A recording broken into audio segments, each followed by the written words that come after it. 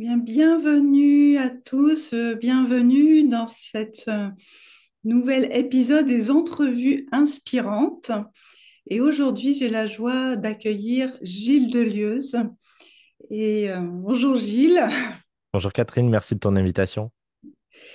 Et Gilles, il est important pour moi, important sur mon chemin en fait d'éveil, de conscience spirituelle, parce que Gilles est rentré sur mon chemin dès que j'ai fait cet éveil spirituel et à travers en fait la télé du grand changement à l'époque, aux alentours de 2017-2018. Et j'ai tout de suite accroché à ton univers que tu vas nous présenter, qui est un univers en lien avec la mer, avec les dauphins. J'ai fait l'acquisition de ton oracle, l'oracle des maîtres dauphins. Et j'aime beaucoup énormément en fait ce que tu proposes à travers tes méditations et tes soins que tu fais avec des vidéos et des musiques euh, très pointues, très précises et voilà, qui me sont super inspirantes pour moi et qui m'accompagnent donc depuis, en fait, depuis, sans que tu le saches au départ. Voilà. Donc, Déjà, merci beaucoup, ça me touche énormément. ouais. C'est pourquoi j'avais vraiment à cœur de faire cette entrevue avec toi. Et pour commencer, pour les personnes qui ne te connaissent pas, comment tu te présentes aujourd'hui? Une bonne question. Je change souvent de casquette parce que finalement, j'aime pas trop les étiquettes. Je pourrais dire que je suis un enseignant, que je suis guide spirituel, que je suis mentor, mais en réalité, il n'y a aucun terme dans lequel, qui serait vraiment identitaire et pour lequel je me dirais, ah oui, c'est vraiment ça. Finalement, moi, ce que je sais, c'est que je connecte les cœurs, que j'ai une facilité à lire dans les personnes comme dans un livre ouvert et à être en communion avec les personnes, à voir aussi leur potentiel, sans faire l'économie des blessures et des failles qui sont là et que j'ai à cœur de les aider à la fois à guérir, mais surtout à amplifier leur champ de résonance et à se mettre sur leur mission, sur leur axe de légende personnelle. Donc mon rôle, c'est d'être un facilitateur là-dedans, quels que soient les outils, des outils les plus spirituels et impalpables aux outils plus concrets et palpables comme les neurosciences ou du mindset. Et finalement, ou l'art aussi. Et c'est multiplier les voies par lesquelles je passe pour toujours faire passer le même message, mais qui soit audible en fonction des canaux et des cosmogonies de chacun, euh, que chaque individu puisse prendre avec sa vérité personnelle cette donnée et qu'il puisse faire son cheminement vers sa propre lumière. Hmm, merveilleux. Et donc, dans ce qui t'accompagne, j'ai envie de dire, sur ce chemin-là d'accompagnement, ce qui vibre en toi énormément, donc on a les dauphins, et comme je dis, c'est ceux qui m'avaient aussi attiré vers toi au départ. Et j'avais envie de te demander comment cette énergie, tout cet univers autour de la mer et des dauphins, comment c'est venu à toi en fait. Hmm. Alors déjà, j'ai toujours été très proche de la mer. Je vis au bord de la mer. Je suis né au bord de la mer. La mer, pour moi, elle est essentielle à ma vie, à mon équilibre émotionnel, énergétique. J'ai besoin, si je suis stressé, fatigué, etc., je vais m'immerger 2 secondes et puis c'est fini, quoi. La mer voilà, me recharge, me régule, etc. Mais c'était finalement quelque chose de très physique et physiologique. Et j'avais pas spécialement après une appétence pour la mer ou en tout cas pour les dauphins.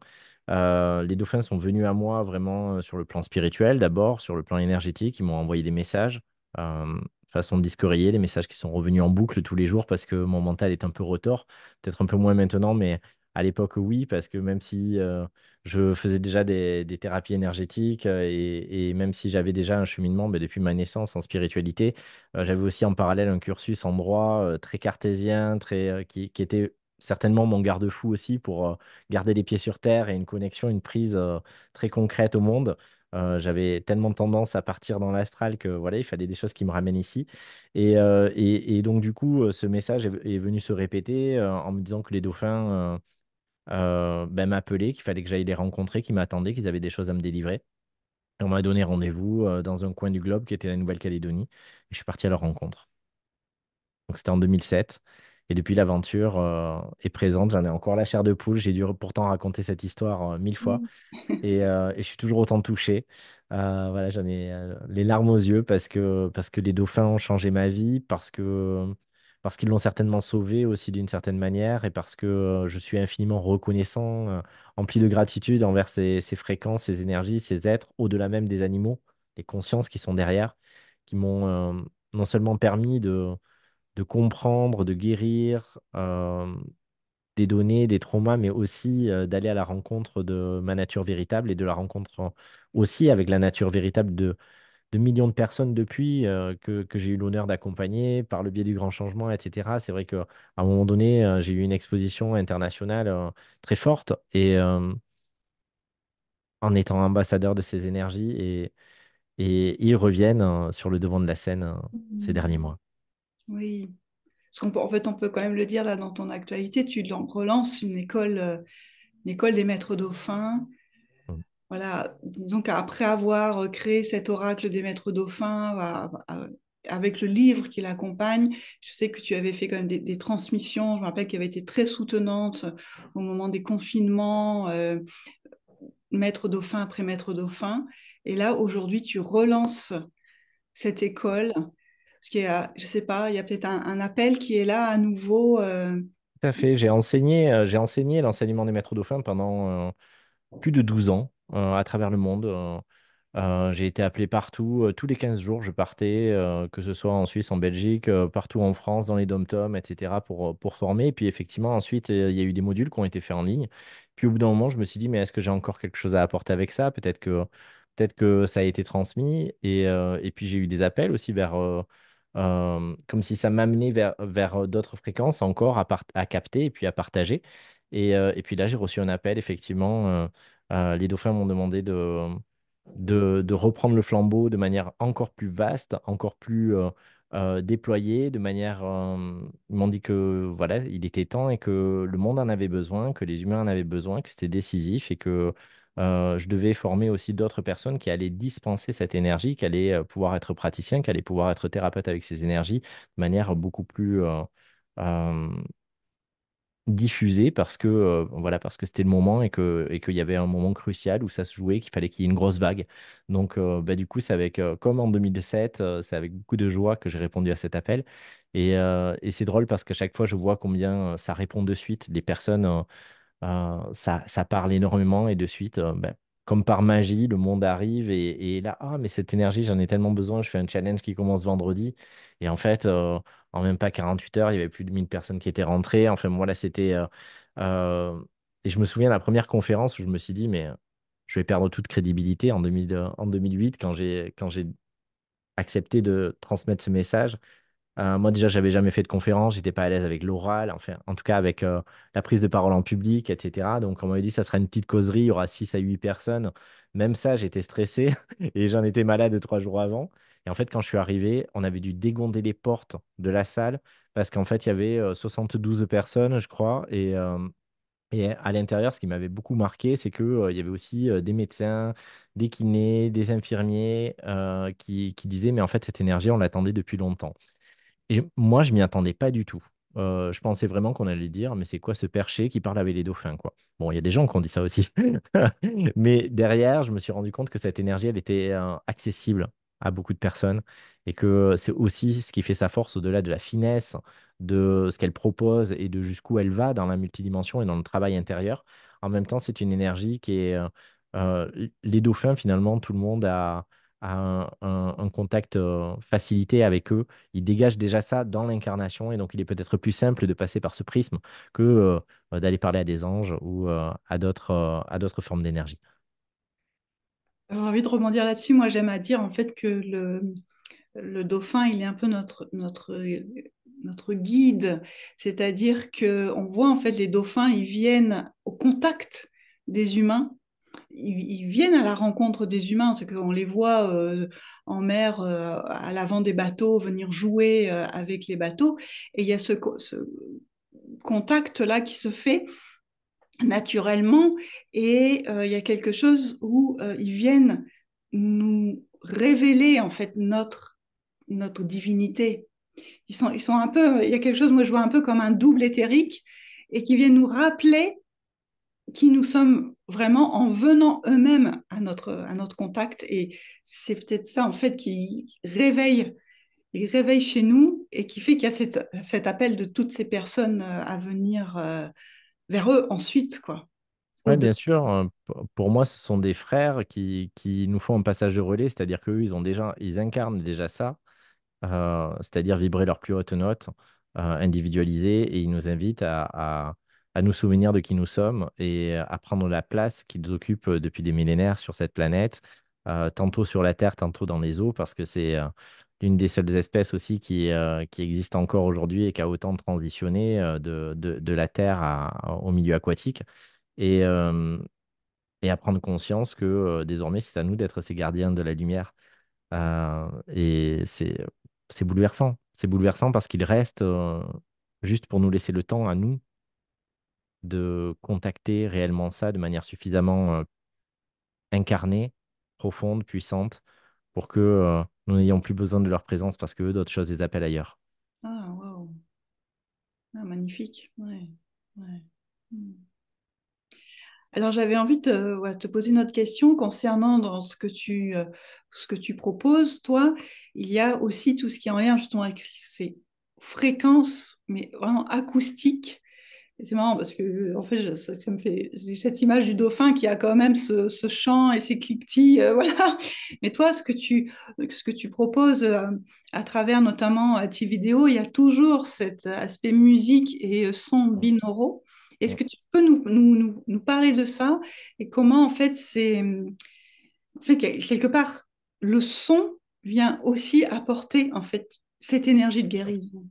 Bien sûr, d'ailleurs, j'ai une formation spécifique où je forme des thérapeutes à travailler avec les sons binauraux. Mais ça a été le cheminement aussi avec les dauphins et les baleines, parce que je suis très proche des baleines aussi. Je suis souvent allé à leur rencontre. J'ai amené également des groupes comme avec les dauphins, moins souvent avec les baleines, mais j'ai quand même fait des groupes pour aller les rencontrer. Et en fait, je suis tombé il y a. Donc, ça fait 17 ans que je suis expert dauphin et je suis tombé il y a peut-être une quinzaine d'années sur des expériences qui ont été faites par des physio-acousticiens qui justement, par cymatique, faisaient arriver à transférer, à transcripter, on va dire, les sons des dauphins en fonction des différents chants qui sont différents, si c'est le cliquetis, si c'est le jeu, si c'est du scan, etc. Et qui faisait ça donnait des mandalas et des couleurs spécifiques quand on retranscrivait la fréquence.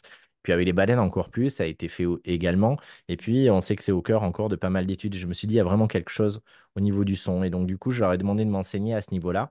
Et ce qui est vraiment venu, c'est que à la base, il y a l'énergie. Et la première traduction de cette énergie, de cette pulsation de vie qui n'a pas de couleur, qui n'a pas d'émotion, qui est même au-delà de l'amour ou autre, c'est au-delà de nos projections. C'est juste une pulsation de vie. Bien, la première traduction, c'est le son.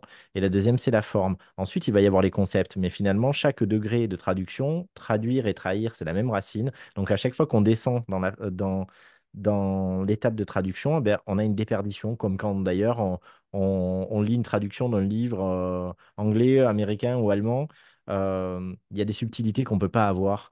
Des jeux de mots qui ne se comprennent que dans une langue, etc. Et là, c'est un peu pareil. Et finalement, le son, ça va être le paramètre le plus pur de transmission de l'énergie, mais dans la dimension incarnée, c'est-à-dire dans quelque chose qui peut physiologiquement nous toucher. Et donc là, le fait que le son vienne impacter notre matière, sachant que nous sommes constitués de 60 à 80% d'eau, va directement venir engrammer notre matière et donc nous allons mandaliser nous-mêmes, c'est-à-dire que cette fréquence va faire cristalliser dans notre corps ces énergies pour pouvoir mieux les incarner et les vibrer. Donc ça, c'est le concept. Derrière, finalement, je fonctionne avec ce qu'on appelle de la cymatique, mais moi de manière intuitive, c'est-à-dire que je vais capter la fréquence et je vais arriver à lui donner une forme et une couleur pour la rendre palpable. Et pour les personnes qui ont plus de mal à connecter quelque chose qui serait uniquement vibratoire, impalpable, subtil, eh bien, je les ramène dans une dimension, dans une traduction ou dans euh, ouais, comme si on mettait un transformateur entre le 220 volts et le 12 volts pour que sur cette fréquence-ci incarnée, palpable, matériel, eh bien, on puisse y avoir accès, que ça commence à impacter la matière pour que ça remonte dans la prise de conscience, alors que souvent, on essaie de faire l'inverse, de passer par la prise de conscience de l'esprit et à faire descendre. Et donc voilà, et donc c'est vrai que je travaille beaucoup avec ces outils-là, et puis aussi avec, de la même manière, la retranscription en vidéo, avec des ondes de forme qui vont elles-mêmes émettre un champ vibratoire qui est travaillé, c'est très pointu dans ce qui est fait derrière. Et c'est pas forcément qu'une image. Et d'ailleurs, les sons, c'est pareil. Il y a souvent un mappage de plus de 30 calques pour un son ou pour une image, par image d'ailleurs. Donc, sachant qu'il y a 30 images par seconde sur une vidéo. Donc, autant dire qu'il y a beaucoup de codes qui passent. Et il y a ce qu'on voit à l'écran et ce qu'on ne voit pas, mais qui irradie finalement.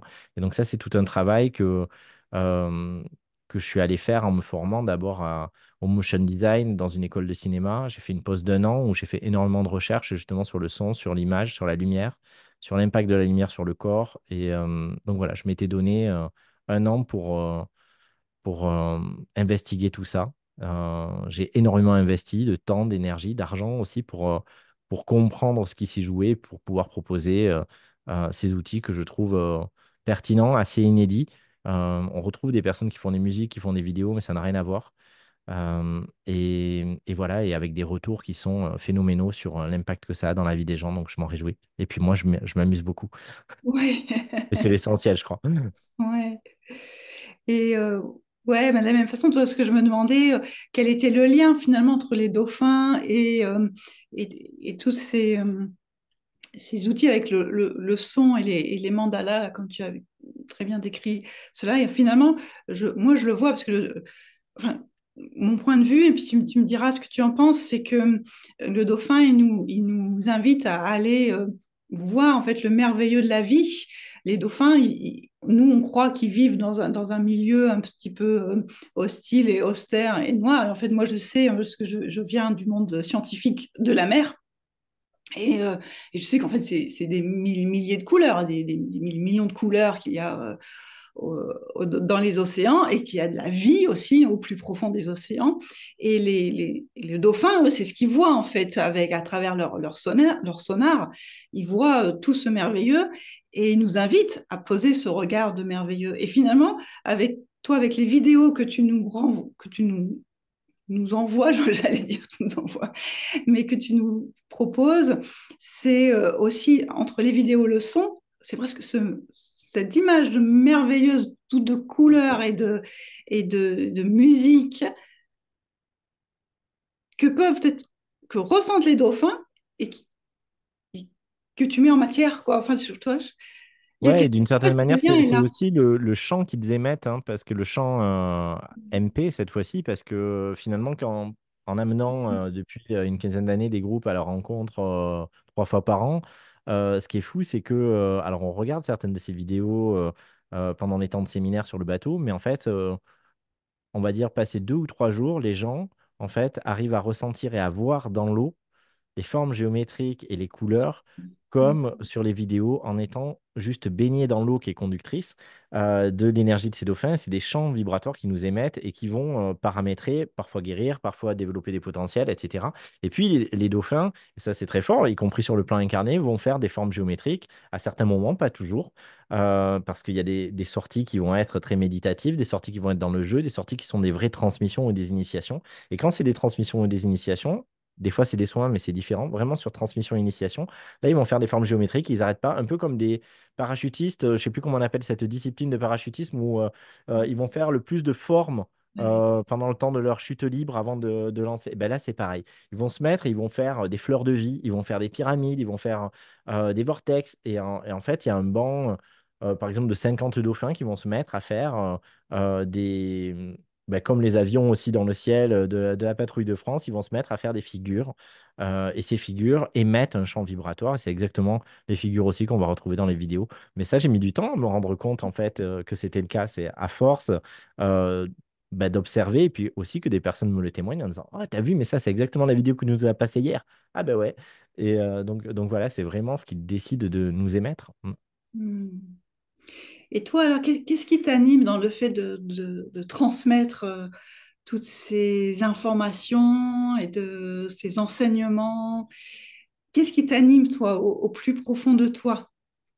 Moi, ce qui m'anime déjà, comme je le disais tout à l'heure, d'offrir la possibilité de faciliter le fait que chacun puisse avoir accès à sa lumière. Après, libre à chacun d'accepter ou pas, ou de faire des choix différents. Mais par contre, ce qui me tient à cœur, c'est que tout le monde puisse avoir cette possibilité de toucher à ce qu'il est vraiment et pas au conditionnement, au discours, aux histoires qu'on se raconte et qui parfois nous font croire qu'on n'est pas aimable ou que ceci ou cela. C'est finalement permettre à chacun de goûter la meilleure des vies, non pas parce qu'elle est simple et qu'elle est fluide à chaque instant, mais tout simplement parce que on retrouve sa souveraineté et puis finalement on renoue aussi avec la vie, on renoue avec soi, avec notre perfection originelle, et que même s'il reste des vagues, finalement, on les surfe, et parfois on boit la tasse et c'est OK, c'est un jeu, plutôt que de penser que la vie nous veut du mal.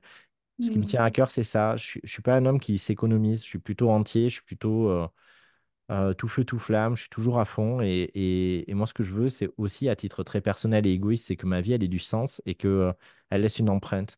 Donc, je pourrais faire 10 000 autres choses qui me rapportent plus de confort en temps, en argent, en confort, voilà, à plein de niveaux. Mais finalement, moi, ce qui me fait vibrer, c'est de me dire que à ma petite échelle, je contribue sans m'économiser au fait que d'autres personnes puissent s'éveiller à ce qu'elles sont et à la beauté de la vie et qu'elles se réconcilient avec. Et moi, c'est mon leitmotiv. Et même quand, à certaines périodes de ma vie, je suis plus fatigué ou j'ai un peu moins d'entrain, il suffit que je me reconnecte à ce why profond pour que je retrouve la fougue. Et souvent, d'ailleurs, on me dit, mais comment tu fais pour créer tout ce que tu as créé? Tu es toujours en train de bosser. Et c'est vrai que j'ai des grandes périodes de 5 ou 6 ans où je bosse 17 heures par jour, 7 jours sur 7, et où je prends pas de vacances, mais où je suis complètement traversé par cette énergie. Mm. Et où ma vie n'a du sens que si j'ose contribuer et dire oui à ça, parce que je crois que je suis aussi ça, je suis aussi là pour ça, tout simplement. Mm. C'était c'était une de mes questions aussi. Qu'est-ce que tu dirais aux personnes qui justement, euh, tu l'as évoqué, tu dis que tu l'as évoqué, que ça te traverse aussi par moments, mais les personnes qui doutent, qui ont peut-être trouvé leur voie, qui se sont éveillées, hein, parce que j'en connais plusieurs, et puis même moi, ça m'arrive aussi. Hein. Voilà, je me suis engagée sur cette voie spirituelle, et puis il y a des moments, ben, c'est un peu plus dur, voilà, un peu plus dans le dur de la vie, j'ai envie de dire. Puis il y a des moments de doute, est-ce que je suis sur le bon chemin, sur la bonne voie? Et puis il y a ces questions, mais qui je suis pour, hein, voilà, pour aller. Et donc il y a ce côté oser, parce que tu as parlé de oser, oser y aller, quoi. Et donc, à ces personnes qui seraient voilà, dans le doute, peut-être même dans les peurs, qu'est-ce que tu leur dirais? Bah, déjà, je leur dirais que la spiritualité, elle n'a pas d'étiquette. Donc, avoir un éveil spirituel ne veut pas forcément dire avoir une profession, par exemple, spirituelle. Mm. Euh, donc, je pense qu'il y a un raccourci qui est mauvais là-dedans et qu'il il y a beaucoup de gens qui ont fait beaucoup de mal dans le dev perso et dans la spiritualité ces 10 dernières années, en disant, notamment en séance, à toutes les personnes qui avaient un brin de perception, qu'elles devaient se monter comme thérapeute ou etc. C'est pas un boulot pour tout le monde. C'est pas une question de capacité. Peut-être qu'il y a plein de personnes qui ont des perceptions et qui pourraient, mais peut-être que c'est pas leur place. Ça n'enlève rien à leur éveil ou à leur valeur intérieure. Et donc ça, c'est deux choses différentes. Je pense que ensuite, c'est pas forcément une question de volonté, c'est une question d'appel. Euh, et la vie est pleine d'humour. Moi, justement, j'ai résisté à ça pendant des années. Pourtant, ouais, depuis que je suis né, je savais que j'étais fait pour ça. Mais en réalité, j'ai freiné les quatre fers et j'ai tout fait pour, même si j'étais passionné, que je le faisais à côté de mon travail, j'ai tout fait pour que ce ne soit pas mon travail. Et puis, ça a fini par me rattraper. Euh, donc, je dirais que parfois, tu as évoqué deux choses qui, à mon sens, sont différentes. Il y a à la fois le syndrome de l'imposteur qui peut faire que à ce moment-là, c'est un travail intérieur à faire pour dépasser ces barrières, ces conditionnements, le regard qu'on a sur soi, etc. Et pour pouvoir être au rendez-vous avec ce qui vibre réellement à l'intérieur. Et puis, il y a plein d'autres personnes qui peuvent vivre la spiritualité et être des thérapeutes en dehors d'un cabinet de thérapie, par exemple, ou en dehors d'enseigner des choses. Moi, je connais des personnes qui font des pizzas, qui portent l'énergie de la mère divine, et elles ont conscience de tout ce qu'elles y mettent, et de tout ce qu'elles sont, et de tout ce qu'elles vibrent. Je connais des plombiers qui aident des entités à monter, et qui savent, et qui sait que, il est appelé dans des maisons pour les nettoyer quand il y a quelque chose à faire, et que finalement, le boulot de plomberie est juste son moyen d'entrer dans la maison, quoi. Et c'est ce qui le fait vivre aussi. Il aime la plomberie, mais il a pris conscience que c'était autre chose. Et je crois que quand on est réellement spirituel, on va voir ce qui se joue au-delà de la forme. Et donc, du coup, on n'a pas besoin d'avoir l'étiquette d'enseignant ou de thérapeute pour vivre ça. Et donc, euh, quel que soit le vecteur, le véhicule qui va nous permettre de le vivre, l'essentiel, c'est de se sentir soi-même à sa place là, et puis de sentir que euh, même si c'est pas toujours simple, même si parfois ça nous challenge, etc., ça reste fluide dans le sens où on se sent en résonance. On se sent, c'est ça qui compte. Après, il y aura toujours des challenges et je pense il faut faire le deuil de penser que la vie est un love-love tranquille. Euh, non, c'est challengeant, ça nous demande toujours d'aller plus loin, on a des défis de vie, mais c'est pas pour autant que c'est pas un jeu et que c'est pas beau. Mais c'est un parc d'attractions avec des manèges plus cool et puis des manèges façon grand 8 où on a des sensations fortes et où on a peur d'être en danger, mais en réalité, on ne court jamais aucun risque. Donc, c'est important de se souvenir de ça et à la fois aussi de ne pas se mentir parce qu'il y a des personnes qui essaient de jouer leurs propres valeurs au travers de la reconnaissance qu'ils auraient d'un titre, d'une place, etc. Euh, et en fait, ils y vont pas pour les bonnes raisons, même s'ils se croient bien intentionnés. Et donc, du coup, je le dis parce que moi, j'ai vu plein de personnes se lancer et se ramasser, vraiment. Et ça a été très difficile pour eux. Ils se sont mis parfois dans des situations euh, complexes à rattraper. Et alors que ces personnes, elles avaient déjà un job finalement qu'elles aiment, etc. Et qu'elles pouvaient, avec la conscience qu'elles avaient acquise, revisiter cette profession avec une autre conscience et apporter autre chose. Et je connais des gens qui le font autant dans la médecine que dans les taxis, enfin voilà, dans plein de secteurs. Et je trouve ça assez magique de se dire que c'est pas une matière, la spiritualité, c'est pas une pratique, c'est un état de conscience. Ouais. Donc, déjà, quand on a rappelé ça, euh, ça va être beaucoup plus simple pour chacun de trouver son moyen de l'exprimer. Parce que c'est pas inhérent à une pratique, c'est pas parce que je fais du yoga, c'est pas parce que je médite, c'est pas parce que j'ai du magnétisme ou que je fais des soins énergétiques que je suis spirituel. Je peux avoir un niveau de conscience qui est bas. Je peux capter des choses et elles peuvent être pleines de filtres et donc du coup elles sont pas pures dans ce que je vais transmettre et donc du coup c'est pas OK. Comme je peux ne pas avoir l'impression de capter quoi que ce soit, ne pas avoir l'impression de faire des soins et pourtant vibrer haut vibratoirement et transmettre dans mon rayonnement des choses sans avoir besoin d'en avoir l'étiquette.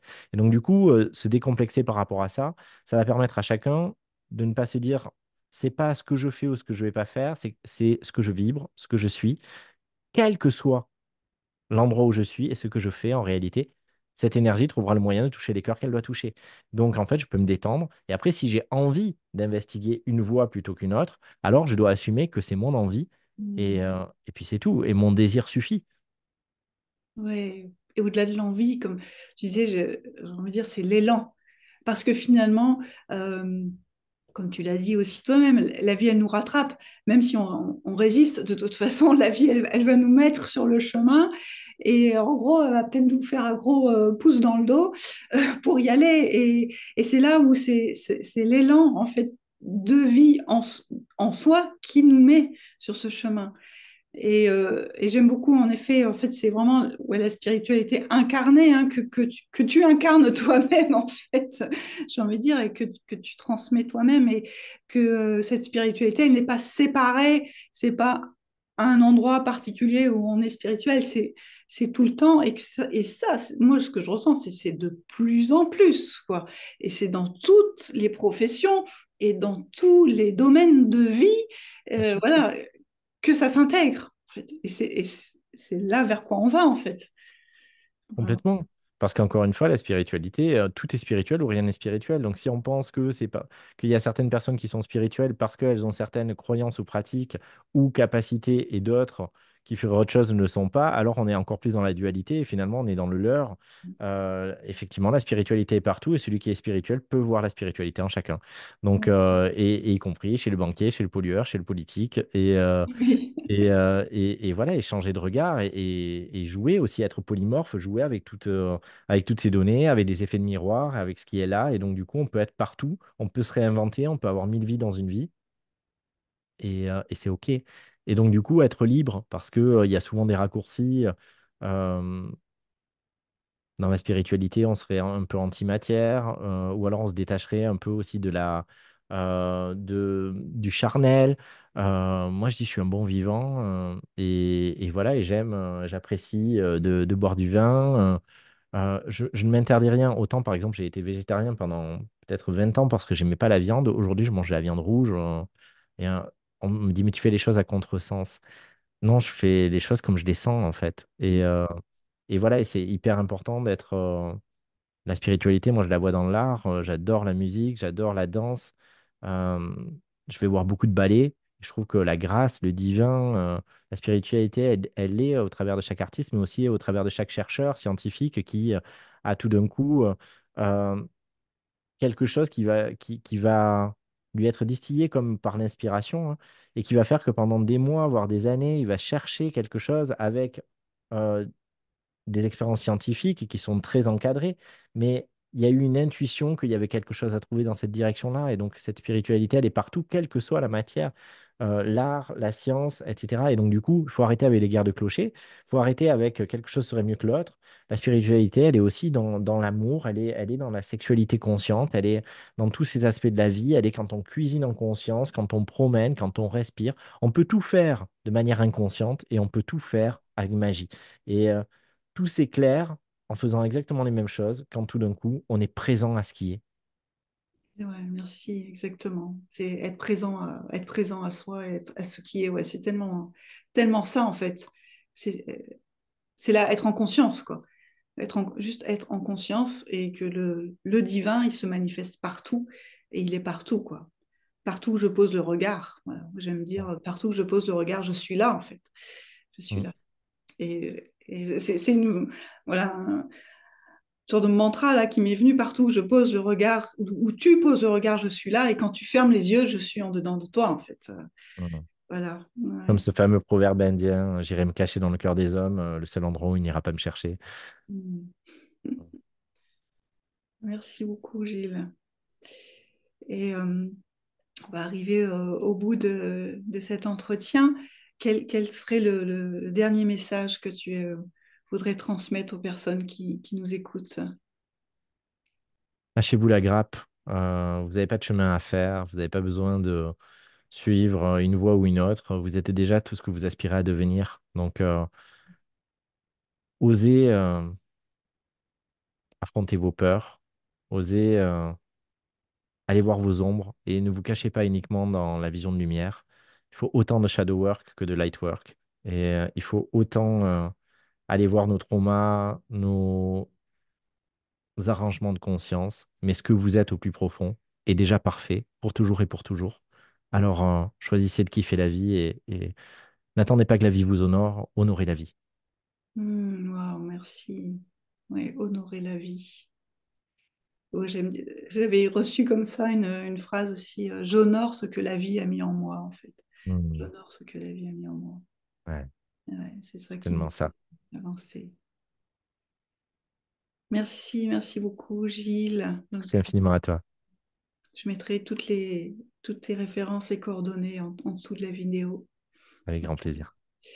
Et merci à tous d'avoir écouté jusqu'au bout et je vous dis à bientôt pour une nouvelle entrevue inspirante.